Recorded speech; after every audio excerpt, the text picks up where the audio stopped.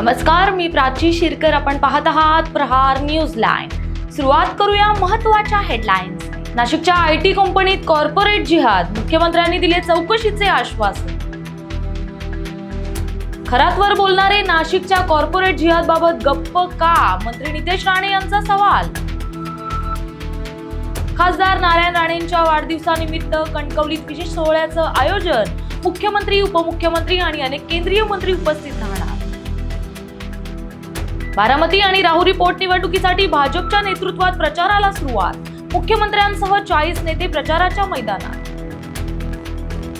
राष्ट्रवादी काँग्रेसच्या विलीनीकरणाची चर्चा बंद, शरद पवारांच्या पक्षानं दिली माहिती.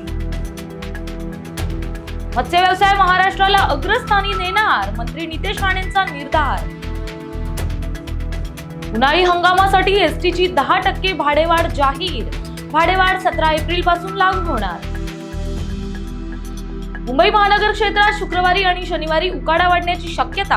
कमाल तापमान 35 ते 36 अंशापर्यंत जाण्याची शक्यता.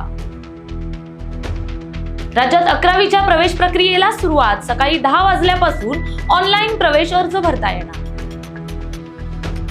MBBSच्या विद्यार्थ्यांकडून फक्त 4.5 वर्षाची फी घेता येणार. NMCचे वैद्यकीय महाविद्यालयांना आदेश.